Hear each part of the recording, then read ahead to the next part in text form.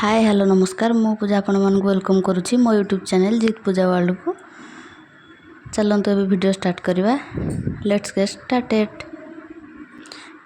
आज आम मैरिज को 4 मास पुरला से मो हजबैंड को विश करी आपर उपमा तैयारी कर लगिली। फास्ट मु कड़े घी पकईदेली से बिरी डाली आ भृसंग पत्र पकईदेली। तापर से पियाज पकईकी भलरे भाजीदेली।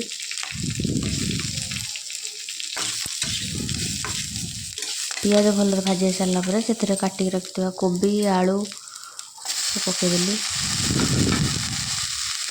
तापर से कोबी आलू टे भाजी सारा पर से पानी देदेली।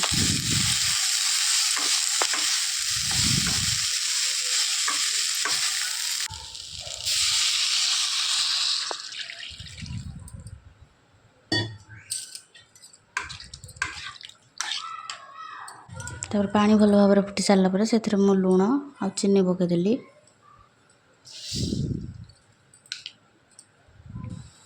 तापर से भलरे मिक्सिंग होगी फुटी सारा पर से सुजी को पकईकी घाटिकी तापर उपमा तैयारी करदेली।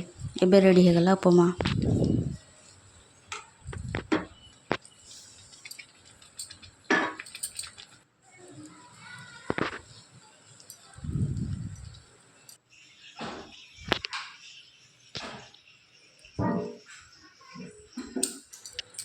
तापर लंच रे मु भात सहित चिकेन बनईदेली।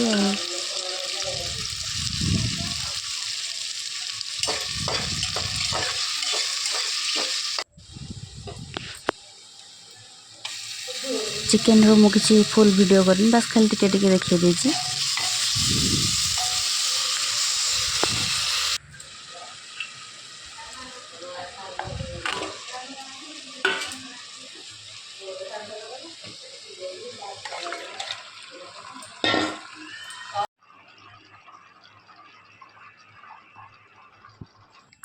आगे सपुरी खटा करदेली।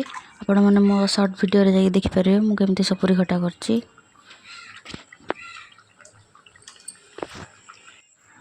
तापर भाविली कौन करी तापर मुझे नेल पॉलिश लगेदेली। मु नेल आर्ट करदेली। केमती लगुच कहतु।